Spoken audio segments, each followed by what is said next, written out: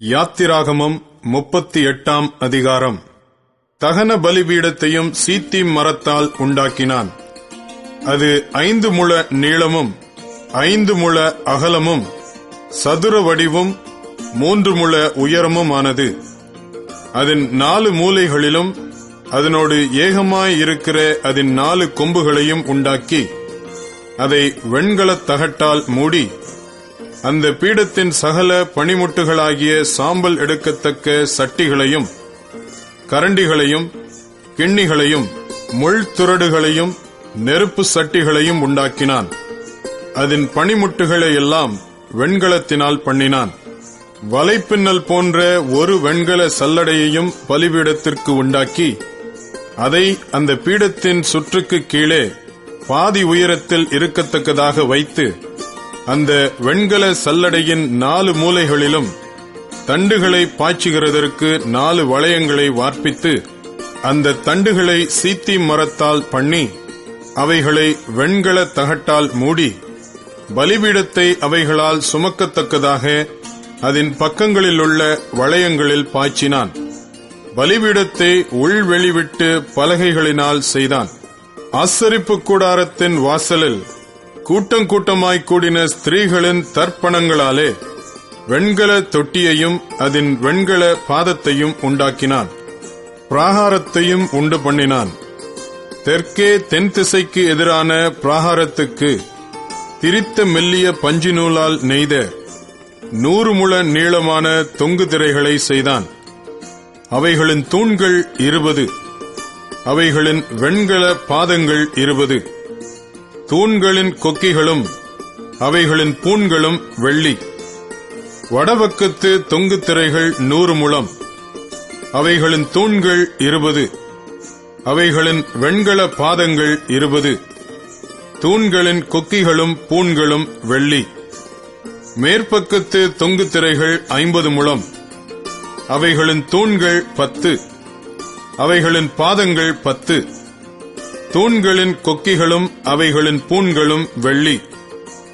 சூரியன் உதிக்கிற திசையாகிய கீழ்ப்பக்கத்து தொங்கு திரைகள் 50 முழம், ஒரு புறத்து தொங்கு திரைகள் 15 முழம், அவைகளின் தூண்கள் 3, அவைகளின் பாதங்கள் 3. பிராகார வாசலின் ஒரு புறத்துக்கு சரியாக மறுபுறத்திலும் தொங்கு திரைகள் 15 முழம், அவைகளின் தூண்கள் 3, அவைகளின் பாதங்கள் 3. சுற்று பிராகாரத்து தொங்கு திரைகளெல்லாம் மெல்லிய பஞ்சு நூலால் நெய்யப்பட்டிருந்தது. தூண்களின் பாதங்கள் வெண்கலம், தூண்களின் கொக்கிகளும் பூண்களும் வெள்ளி, அவைகளின் குமிழ்களை மூடிய தகடும் வெள்ளி. பிராகாரத்தின் தூண்கள் எல்லாம் வெள்ளி பூண்கள் போடப்பட்டவைகளுமாயிருந்தது. பிராகார வாசலின் தொங்கு திரை இளநீல நூலாலும் இரத்தாம்பர நூலாலும் சிவப்பு நூலாலும் திரித்த மெல்லிய பஞ்சு நூலாலும் செய்யப்பட்ட விசித்திர தையல் வேலையாயிருந்தது. அதன் நீளம் 20 முழம், அதன் அகலமும் உயரமும் பிராகாரத்தின் தொங்கு திரைகளுக்கு சரியாய் 5 முழம். அவைகளின் தூண்கள் 4, அவைகளின் வெண்கல பாதங்கள் 4, அவைகளின் கொக்கிகள் வெள்ளி, அவைகளின் குமிழ்களை மூடிய தகடும் அவைகளின் பூண்களும் வெள்ளி. வாசஸ்தலத்துக்கும் பிராகாரத்துக்கும் சுற்றிலும் இருந்த முளைகள் எல்லாம் வெண்கலம். மோசேயின் கட்டளைப்படி ஆசாரியனான ஆரோனின் குமாரனாகிய இத்தாமாரின் கையிலே லேவியரின் ஊழியத்திற்கென்று எண்ணி கொடுக்கப்பட்ட சாட்சியின் வாசஸ்தலத்து பொருள்களின் தொகை இதுவே. யூதாவின் கோத்திரத்தில் ஊரின் மகனாகிய ஊரியின் குமாரன் பெசலேயேல் கர்த்தர் மோசேக்கு கற்பித்ததையெல்லாம் செய்தான்.